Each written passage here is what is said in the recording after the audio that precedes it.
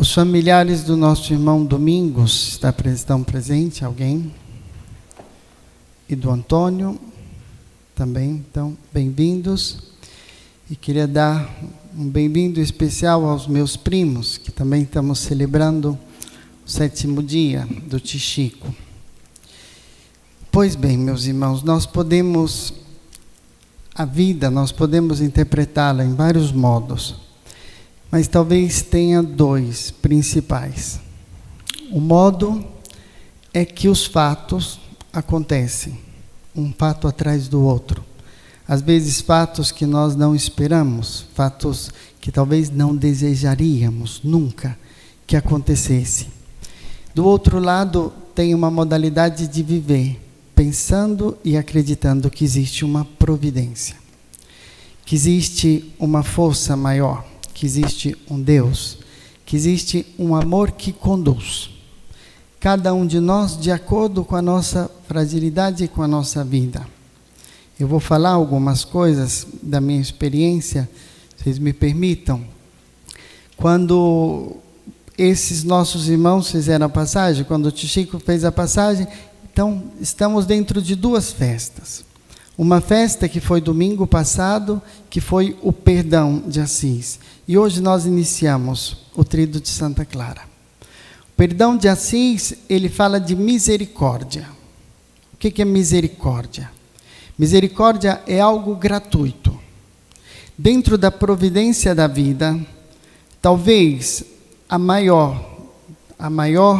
aprendizado que nós podamos ter é aprender que aquilo que nós vivemos se baseia no perdão. Uma pessoa que acolhe o perdão e que sabe perdoar. A vida não termina. A vida tem uma passagem, a vida continua. Esses nossos irmãos continuam vivos. Por isso que nós celebramos a missa. Por isso que nós celebramos. E essa continuação e a nossa relação com eles está também muito ligado, não só com Deus, mas com eles mesmos, ligados ao perdão, algo gratuito. Eu perdoo e recebo perdão. Essa é uma dinâmica que depois eu vou começar a cada vez mais acolher, então, que nada da vida se pode falar que seja ruim, porque tudo concorre ao bem daqueles que amam Deus. Tudo aquilo que nós vivemos, nós podemos aprender algo, porque o legado que nós vamos deixar, o legado que essas pessoas deixaram, não foram algo que eles construíram, mas foi algo que eles plantaram com o próprio ser, né? Ontem eu não participei, mas teve os primos aí, fizeram um momento de partilha da família. E escutei algumas coisas legais, que foi principalmente da parte dos netos. O que era isso? Eu estou falando para todos nós. Ou seja, aquilo que fica é algo que foi semeado no coração. Porque aquela pessoa falou a linguagem de quem estava diante dela. Então, Jesus hoje chama esses discípulos e manda eles ir para frente. Aqui nós vamos compreender alguns elementos de uma fé madura. Uma fé madura não é fácil. Uma fé madura é fruto de uma experiência longa. Jesus manda esses discípulos irem para o mar. Por quê? Porque o mar é a vida. A passagem do mar é a vida. O mar é a casa desses homens, porque eles são pescadores. E Jesus manda esses discípulos, no Evangelho, em grego, é muito forte, porque fala assim, Jesus impõe aos discípulos que eles têm que ir para o mar. Mas o mar da Galileia tem algo muito particular. Hoje, se nós formos na Terra Santa e pedimos ainda hoje para fazer um passeio no mar da Galileia durante a noite, os navegadores vão falar não. Porque o mar da Galileia, durante a noite, facilmente vem uma tempestade. Na vida, facilmente chega alguma coisa que nós não temos mais o controle. E aí nós vamos ter que fazer aquela opção inicial. Então, facilmente a vida chega e tem uma tempestade. E é dentro dessa tempestade que o profeta e que cada um de nós vai ter que compreender que o mais importante não é a tempestade, o mais importante não é o vento, o mais importante é descer no profundo de nós mesmos para encontrarmos uma brisa, para a gente encontrar o sentido do nosso viver. Mas então, na nossa vida, meus irmãos, essa passagem, e a gente olhar Pedro como figura. Uma vez o Chico mandou para mim uma carta, talvez quase ninguém sabe, mas ele mandou uma carta na Itália, eu morava ainda lá. E nessa carta eu fiz uma leitura de uma pessoa de fé madura. Quem é a pessoa de fé madura? A pessoa de fé madura é Pedro. A fé significa ter ousadia.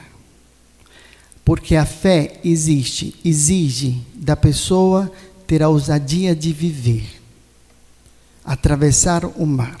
Essa é uma grande ousadia. Aceitar a aventura e o mistério da própria vida. Quais são as escolhas certas? Não sei. Mas eu sei que existe uma errada. Decidir não viver com toda a força, com toda a plenitude e com todos os desafios. Decidir não fazer escolhas, mesmo que essas tragam consequências difíceis. Decidir não aprender com a vida. Então a fé madura é esse homem onde nós vamos ver, de um lado, a coragem, mas ao mesmo tempo o medo. De outro lado, a ousadia, mas ao mesmo tempo a necessidade que Deus lhe dê a força. Jesus não pega nas mãos de Pedro para que ele comece a atravessar. Jesus não pega na nossa mão. A fé madura não é mágica. Jesus não pega na nossa mão para que a gente faça os passos e as lutas e também viver as alegrias. Mas Jesus sustenta a partir do momento que nós gritamos, a partir do momento que nós abrimos. Isso aqui, para mim, é um grande exemplo. E aqui, primos, eu penso muito na fé madura, começa lá da vovó, né? Mas essa fé que é muito concreta. E é interessante, porque se nós olharmos a nossa cultura de hoje, somente essa fé madura vai perdurar. Somente uma fé sólida vai perdurar. Uma fé que procura um Deus que faz mágica não perdura. Uma fé que tira a liberdade de cada um de nós, ela não pode perdurar.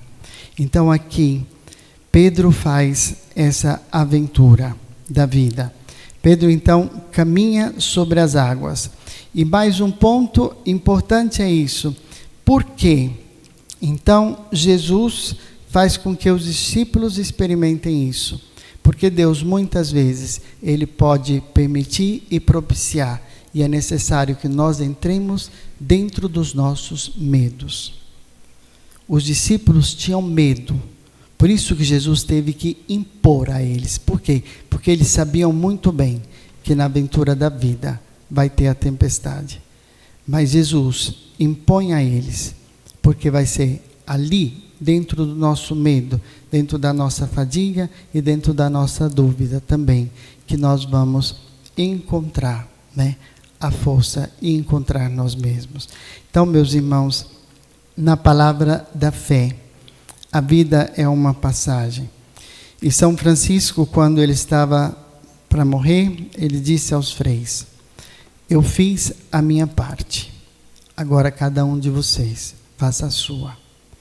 Se a gente olhar para a história das pessoas que amamos, de novo com perdão, com alegria, mas depois de novo com esse olhar, como que eu posso fazer? O que eu estou construindo? O que eu vou fazer?